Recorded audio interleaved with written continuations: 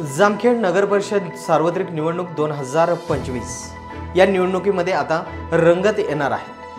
आज भारतीय जनता पार्टीच्या वतीने सभापती प्राध्यापक राम शिंदे यांनी पत्रकार परिषद घेऊन एक नगर परिषदेच्या निवडणुकीचा संदेश दिला आहे। पण या निवडणुकीमध्ये मात्र राष्ट्रवादी शरद पवार चंद्र गट हा मात्र मागे राहताना दिसत आहे। कुठलीही हालचाल नाही,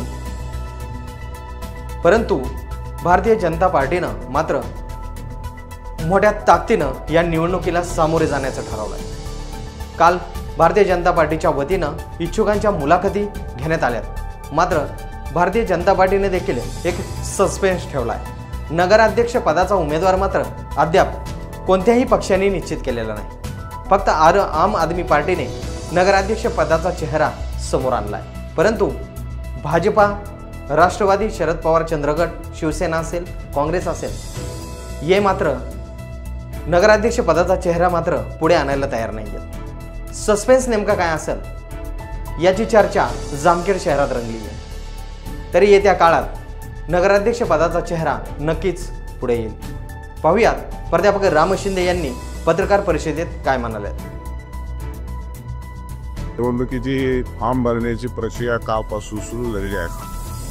आज दुसरा दिवस आहे। पूर्वी ग्रामपंचायतची नगरपालिका केल्याच्या नंतर 17 नगरसेवक होते, 21 नगरसेवक होते आणि 21 नगरसेवक हे प्रत्येक वार्डातून एक निवडून यायचा आणि त्यांच्यामधून नगराध्यक्ष आणि उपनगराध्यक्षाची निवड होत होती। परंतु आता शासनाने कायद्यात आणि नियमात बदल केला आणि आता थेट जनतेकडून नगराध्यक्ष निवडणूक करण्याची प्रक्रिया सुरू आहे। त्यातच 3 नगरसेवक देखील वाढले आहे। प्रभाग रचना आता या योजनेमध्ये समोर आलेली आहे। 12 प्रभागामधून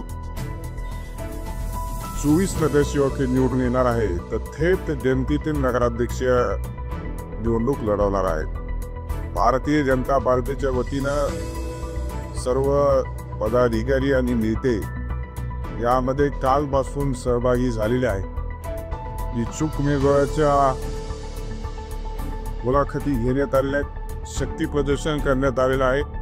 अतिशय उत्स्फूर्त आणि चांगला प्रतिसाद हा जामखेड शहर आणि उपनगरातून मिळाला आणि त्यामुळे 12 प्रभागातून 114 उमेदवारांनी या मुलाखती दिलेल्या आहेत। आज मुलाखतीची प्रक्रिया संपलेली आहे। विशेष सांगायचं म्हणजे जे प्रभाग 4 मधून प्रभाग 5 मधून अनुसूचित जमाती या जागेवर देखील 5 उमेदवारांनी भारतीय जनता पार्टीकडे मुलाखती दिले आले। याचं सांगायचं तात्पर्य म्हणजे प्रत्येक जाग्यावरती जवळपास 6 उमेदवार, हे 5 ते 6 उमेदवार प्रत्येक प्रभागातून प्रत्येक नगरसेवक पदासाठी भारतीय जनता पार्टीकडे इच्छुक असल्याची नोंद करण्यात आलेली आहे। आणि हे सर्व करत असताना गेल्या काही दिवसामध्ये जो काही जामखेड शहरामध्ये नगरपालिकेच्या क्षेत्रात विकासाची कामं मोठ्या प्रमाणात केली, त्यामुळं या मुलाखतीच्या दरम्यान अनेक दलांच्या मुलाखती घेत असताना जगता आदिल अतिशय समाधानी आहे आणि त्यामुळं भविष्यात देखील आम्ही जो काही वचननामा या निवडणुकीच्या माध्यमातून सही करणार आहोत, जे निवडणुकीत वचन देणार आहोत, ते वचन पूर्ण करण्याची क्षमता आणि वचन पूर्ण करण्याची कार्यवाही ही फक्त भारतीय जनता पार्टी करू शकते।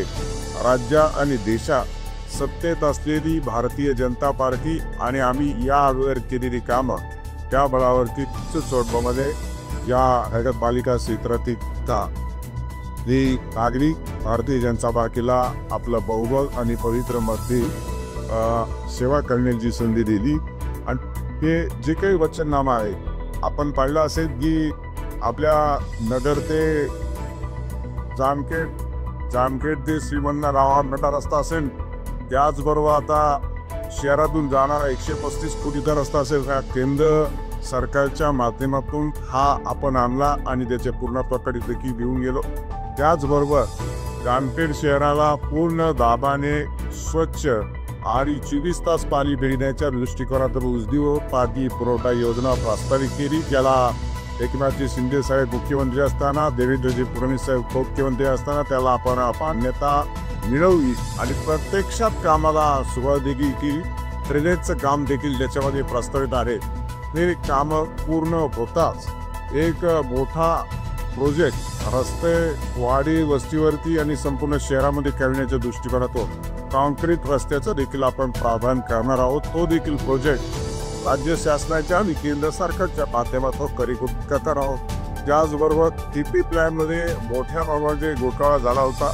मोठ्या प्रमाणामध्ये 650 पेक्षा जास्त तक्रारी लोकांनी सादर केल्या होत्या, परंतु ते डोळेझाट करत त्या तक्रारीची वेदखल करत कारवाई केली नव्हती. परंतु महायुतीचं सरकार येताच त्या डेव्हलपमेंट प्लॅन कृती संघर्ष समितीच्या माध्यमातून ज्या तक्रारी माझ्यापर्यंत आल्या आणि मी त्या माननीय नगरविकास मंत्र्यांच्या समोर आणि नगर विकास सचिवांच्या समोर मांडल्या, त्याला तात्काळ स्टे घेतला आणि त्यानंतर पुन्हा एकदा डेव्हलपमेंट प्लॅन करायचं देखील ठरवलं. गेल्या 25-30 वर्षापूर्वी जो रिंग रोड होता तो बिलकुल एकदम जवळून होता आणि त्या रिंग रोड सगळे घरं आणि वास्तू उभ्या होत्या. अशा परिस्थितीमध्ये तोच रिंग रोड अस्तित्वात येणं डेव्हलपमेंट प्लॅनमध्ये ते ना जनतेच्या ना ट्रान्सपोर्टच्या दृष्टिकोनातून सोयीस्कर नव्हतं आणि म्हणून अद्यावत डेव्हलपमेंट प्लॅन देखील आणलेला आहे.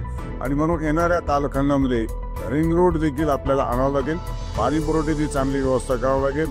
त्याचबरोबर सांडपाण्याची चांगली व्यवस्था करण्याच्या दृष्टिकोनातून देखील आपल्याला नियोजन करावं लागेल. अशा परिस्थितीमध्ये स्वच्छ शहर, सुंदर शहर, सर्व सोयीयुक्त आणि सर्व लोकांना चांगल्या पद्धतीने आणि चांगल्या शहरामध्ये राहतो हा अजेंडा घेऊन या निवडणुकीमध्ये सामोरं जाण्याचं भारतीय जनता पार्टीने ठरवलेलं आहे. आणि त्या दृष्टिकोनातून इतर कोणत्याही पक्षापेक्षा भारतीय जनता पार्टीने आघाडी ही घेतलेली आहे. भविष्यात आज देखील राज्यामध्ये सर्व अहवाल आमचा दिलेला आहे. सर्व्हेचे रिपोर्ट पाहता आणि स्थानिक लोकांची चर्चा केल्याच्या नंतर ज्या रिपोर्ट आणि सर्व्हेच्या नुसार लवकरच उमेदवाराची देखील अंतिम निवड केली जाईल आणि निवडणुकीला सामोरं आम्ही जाणार आहोत. काय वाटतं, पूर्ण कम्प्लीट मेजॉरिटी नगरपालिकेमध्ये भारतीय जनता पार्टीची आणि अलायन्स होईल याच्याबद्दल कसलीही शंका नाही. त्याचं कारण मी सगळ्या इच्छुक उमेदवारांच्या मुलाखती जामखेडमध्ये घेतल्या आणि दुसऱ्या पक्षाने नगरला घेतल्या, पुण्याला घेतल्या, आता भविष्यात आणि त्यामुळं इच्छुक उमेदवार हे नगरपालिका क्षेत्रात आहेत आणि इथेच मी काहीच्या इच्छुक उमेदवाराची मुलाखती घेतलेल्या आहेत. त्यामुळं माझ्या नजरेत सर्व स्क्रीनिंग आणि फिल्टर केलं आहे. त्यामुळे जो गत निवडणुकीतला अनुभव आहे तो या निवडणुकीत येणार आहे. चांगला परफॉर्मन्स. मला असं वाटतं की त्या प्रेसला आपण सगळ्यात अतिशय विस्तृत पत्रकार दिलेला आहे आणि प्रश्न सगळ्याच पक्षाचे प्रश्न आता मला विचारलं तर नाही. आता जे कोणी करणार आहे ते असे त्यांना विचारलं नाही. भारतीय जनता पार्टीत आहेत. मधु आबा देखील भारतीय जनता पार्टीत आहेत.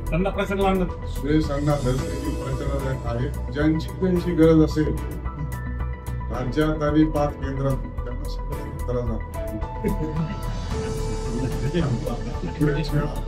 त्याच वेळात आता भारतीय जनता पार्टीचे तालुका अध्यक्ष, माजी जिल्हा परिषद, महिला मंडळ चेअरमन,